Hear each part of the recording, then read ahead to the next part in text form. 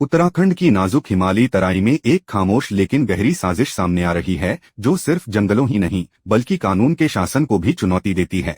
Mussoorie one प्रभाग से 7,300 से अधिक आधिकारिक वन सीमा स्तंभों का गायब होना अब एक बड़े न्यायिक और जांच तंत्र को झकझोर रहा है। जो मामला पहली नजर में प्रशासनिक लापरवाही लगता था, वह अब हजारों करोड़ रुपए के संगठित भूमि घोटाले के रूप में उभर रहा है। उत्तराखंड उच्च न्यायालय ने मसूरी वन प्रभाग से 7,375 सीमा स्तंभों के लापता होने पर स्वतः संज्ञान लिया है। यह संख्या कुल चिन्हित स्तंभों का लगभग 60% है। विशिष्ट पहचान संख्या वाले ये कंक्रीट स्तंभ संरक्षित वन भूमि पर राज्य के स्वामित्व का प्राथमिक कानूनी प्रमाण होते हैं। इनके हटते ही सार्वजनिक वन और निजी रियल एस्टेट के बीच की रेखा धुंधली हो जाती है। घोटाले का स्पष्ट पैटर्न 10 वर्षीय वन प्रबंधन योजना की समीक्षा के दौरान हुए ऑडिट में चौंकाने वाला खुलासा हुआ। 12,321 दर्ज स्तंभों में से आधे से अधिक अपने निर्धारित स्थानों से गायब पाए गए। इन गायबियों का भौगोलिक वितरण बहुत कुछ कहता है। लगभग 80% स्तंभ मसूरी और रायपुर रेंज में लापता हैं। ये वही इलाके हैं जहां लग्जरी रिसोर्ट, होटल और प्रीमियम हाउसिंग प्रोजेक्ट्स तेजी से फैल रहे हैं। कानूनी और पर्यावरण विशेषज्ञों के अनुसार तरीका सीधा लेकिन घातक है।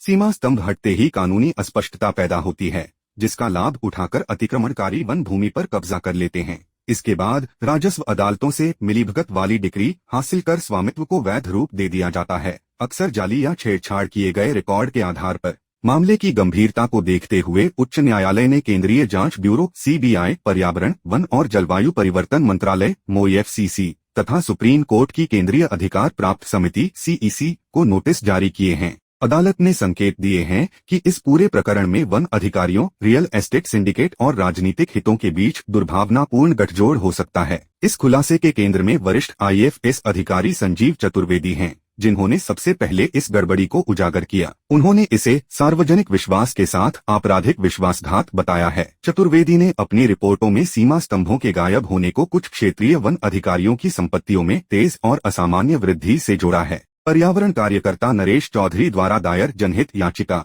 PIL में आरोप है कि प्रभाग की निगरानी करने वाले अधिकारियों ने हिमाचल प्रदेश में सेब के बाग और रणनीतिक उपनगरीय क्षेत्रों में कई आवासीय भूखंड खरीदे हैं, जो उनकी ज्ञात आय के स्रोतों से मेल नहीं खाते। बरामद स्तंभों पर विवाद। न्यायिक दबाव बढ़ने के बाद राज्य सरकार ने हाल ही में दावा किया कि लगभग 4,700 लापता स्तंभ बरामद कर लिए गए हैं। अधिकारियों का कहना है कि ये स्तंभ या तो घनी वनस्पति में छिप गए थे या भूस्खलन के कारण दब गए थे। याचिकाकर्ताओं और कार्यकर्ताओं ने इस तर्क को सिरे से खारिज करते हुए इसे CBI जांच से बचने और मामले की गंभीरता कम करने की रणनीति बताया है। एक याचिकाकर्ता ने अदालत में कहा, हजारों क्रमांकित कंक्रीट स्तंभों का वर्षों तक न दिखना किसी भी तरह से तर्कसंगत नहीं है। संस्थागत विफलता का व्यापक चित्र। मसूरी का यह मामला अकेला नहीं है, बल्कि उत्तराखंड में पर्यावरणीय शासन के पतन का हिस्सा है। हाल ही में सुप्रीम कोर्ट ने ऋषिकेश में 2,866 एकड़ वन भूमि पर अवैध कब्जे पर आश्चर्य जताते हुए कहा था कि राज्य अधिकारी सार्वजनिक संपत्ति की लूट के दौरान मूक दर्शक बने रहे। इसी तरह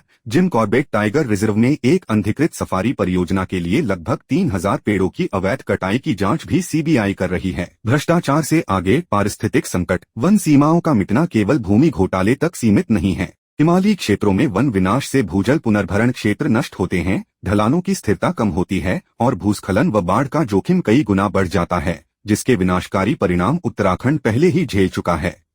उच्च न्यायालय भारतीय सर्वेक्षण विभाग से जियो रेफरेंस्ड डिजिटल सर्वे पर विचार कर रहा है, जो भौतिक निशानों को अपरिवर्तनीय रिकॉर्ड से बदल देगा। केंद्रीय एजेंसियां जैसे जैसे गहराई में उतर रही हैं, यह मामला पूरे भारत में पर्यावरणीय शासन की निर्णायक परीक्षा बन गया है। क्या जवाबदेही जीतेगी या हिमालय को भारी कीमत चुकानी पड़ेगी? आपकी राय क्या है? कमेंट में लिखिए, वीडियो शेयर कीजिए और चैनल को सब्सक्राइब करना न भूलें।